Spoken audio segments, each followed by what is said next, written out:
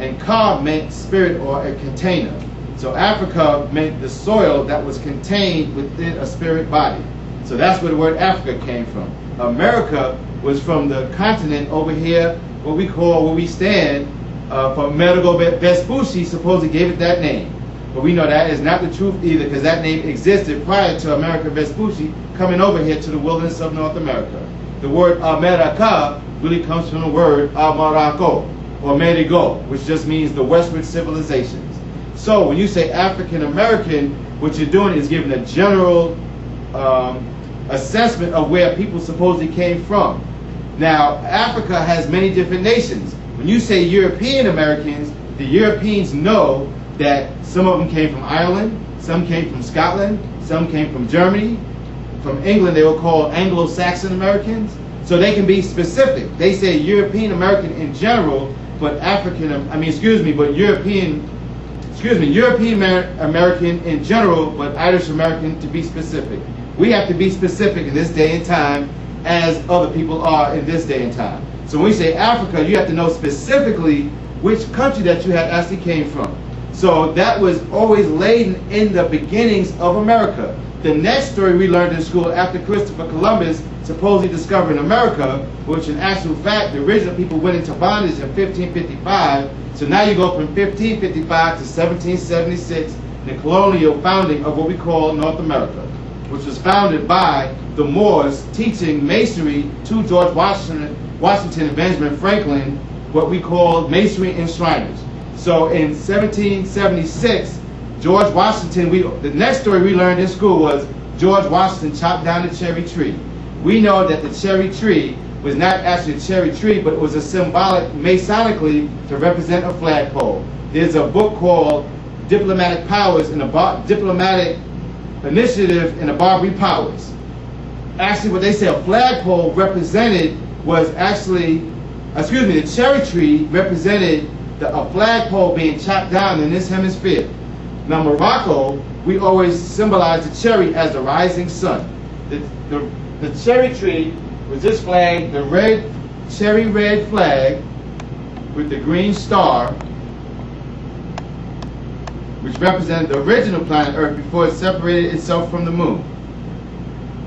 So the cherry tree that they speak about, that George Washington chopped down, was actually the so-called African Americans' flag at that time.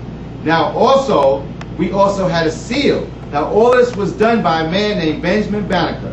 Most of us know of him as Big Ben Bay, but Benjamin Banneker, actually the founding father of so-called African Americans, along with Prince Hall, Richard Allen, and all the others. But we do know that he was the one that designed Washington, D.C. You can go up on a mall today and look up a book that is backed by the United Teachers Federation, and it says that Benjamin Banneker contracted with George Washington and Benjamin Franklin.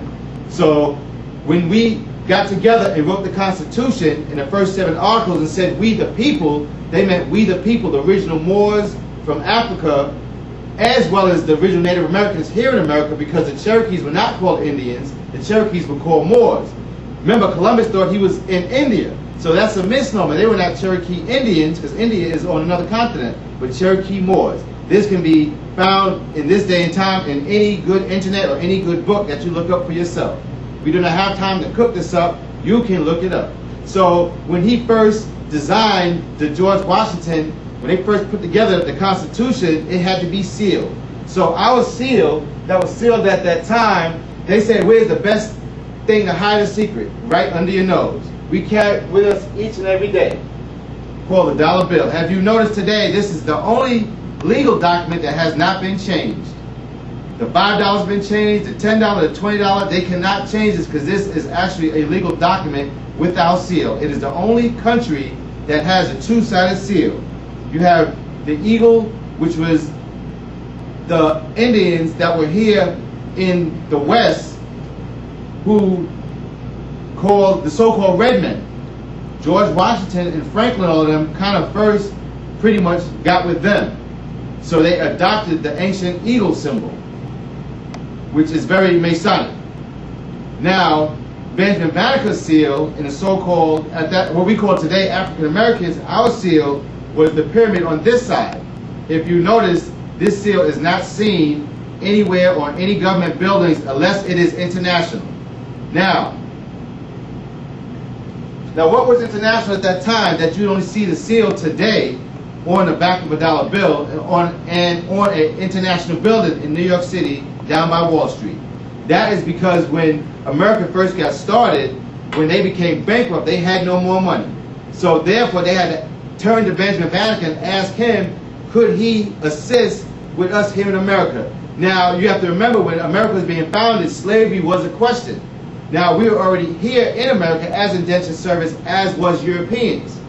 Benjamin Banneker negotiated with the emperor in America and the Sultan to them go back, and those of us that were already here to be into slavery for another 50 years.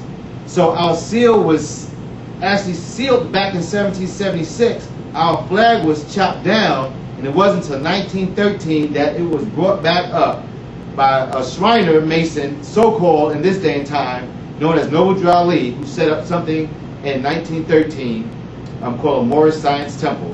And we do not have time in this segment to go over that, but for the next time, until next time, we will share that information with you. But do know, we do have a flag called the cherry tree that George Washington, they thought, chopped down, but is going to be resurrected in this day and time. And we do have a seal that we do carry in our pocket every day of the week.